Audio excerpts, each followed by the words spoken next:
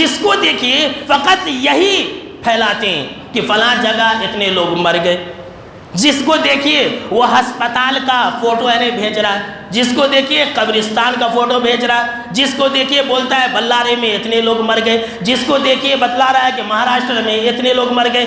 ابھی یہ second face ہے، ابھی تھرڈ فیس آنے والی ہے، ابھی آئی نہیں ہے۔ لوگوں کو ڈرایا جا رہا ہے، لوگ ڈر رہے ہیں کہ پتہ نہیں کیا ہوگا۔ میرے دوستو، ایسی چیزوں کے پیچھے نہ پڑے۔ ہماری یہ ذمہ داری ہے کہ ہم مسلمانوں کے اوپر خوشی کو داخل کریں، خوش کریں، ہمت دیں۔ اور دوسری ہمارے اوپر سب سے بڑی ذمہ داری جانتے ہیں کیا ہے؟ ہم اور آپ یہ کریں کہ سوشل نیٹ ورک سے اپنے آپ کو دور کر لیں، فیس بک سے، واٹس ایپ سے، ٹویٹر سے، ہر ایک چیز سے اپنے آپ کو دور کر لیں، ہر گروپ سے نکل جائے، تمام چیزوں سے دوری بنا لیں۔ جناب محمد عربی صلی اللہ تعالیٰ علیہ وسلم نے ہمیں یہ پیغام دیا ہے، سن لیجئے، من حسن اسلام المرء ترک ما لا یعنیہ، کہ ایک انسان کے اندر اسلام کی خوبی اس بات میں ہے، سن لیجئے، کہ وہ مسلمان لا یعنی چیزوں کو چھوڑ دے، فالتو چیزوں کو چھوڑ دے، آپ شیئر کرنا چھوڑ دیجئے، آپ ان تمام چیزوں کو پھیلانا چھوڑ دیجئے۔ اور بالخصوص ہم آج کل خبروں کو نہیں دیکھیں، اور دیکھے بھی نہیں، پھیلائے بھی نہیں۔ سن لیجئے، اگر آج کل کے دور میں کٹا کٹا نوجوان اور بوڑھا کوئی بھی ہو، صرف آدھا گھنٹہ نیوز دیکھ لے، کتنا؟ 30 منٹ، اگر آدھا گھنٹہ نیوز دیکھ لے، یقین کے ساتھ میں کہہ رہا ہوں کہ اس انسان کو شک ہو جائے گا کہ اسے بھی کرونا ہو گیا ہے۔ شک نہیں بلکہ یقین ہو جائے گا مجھے ہی کرونا ہو گیا، ایسا ہو رہا ہے، ایسا ہو رہا ہے، کیا آپ کو ایسا ہو رہا ہے؟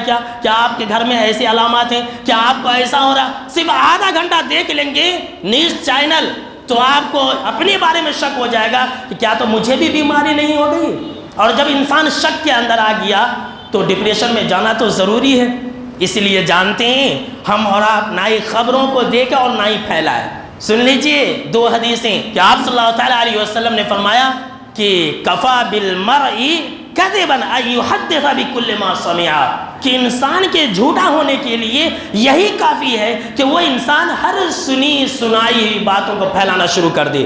اور جو ابو داؤد کی روایت ہے، دوسری حدیث، آپ صلی اللہ علیہ وسلم نے فرمایا کفا بالمرء اسما، ایک مسلمان کے لیے، ایک انسان کے لیے گنہگار ہونے کے لیے یہی بات کافی ہے کہ ہر سنی سنائی ہوئی باتوں کو پھیلانا شروع کر دے۔ میں نے سنا ایسا ہوا، میں نے سنا ایسا ہوا، میں نے سنا ایسا ہوا۔ اس لیے میری نصیحت یاد رکھیں، بیماروں کے فوٹوز آپ شیئر نہ کریں، ہسپتالوں کے فوٹوز آپ شیئر نہ کریں، آپ جو ہے قبرستان کے فوٹوز شیئر نہ کریں۔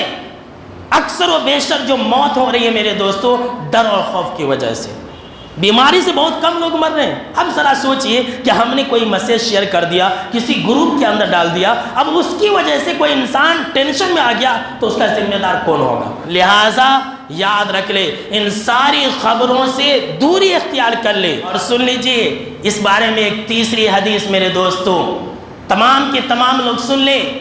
آپ صلی اللہ تعالیٰ علیہ وسلم کا یہ فرمان ہے کہ لوگو، تم اپنی طرف سے اپنی جان کا بھی صدقہ کر لیا کرو۔ ہمارا صدقہ جانتے ہیں کیا ہے؟ سن لیجئے، روپیہ پیسہ نہیں ہے۔ آپ صلی اللہ علیہ وسلم نے فرمایا کہ اپنے برائی سے، اپنے فتنے سے، اپنے شر سے دوسروں کو محفوظ رکھو، یہی تمہاری جان کا صدقہ ہے۔ اللہ اکبر۔ اگر ہم دوسرے مسلمانوں کو اگر ہم محفوظ رکھیں گے، اس خبروں کو شیئر نہیں کریں گے اور نہ ہی بتائیں گے، تو ہم اپنے لیے اچھائی کا کام کریں گے، ہم اپنے لیے صدقے کا کام کریں گے میرے دوستوں۔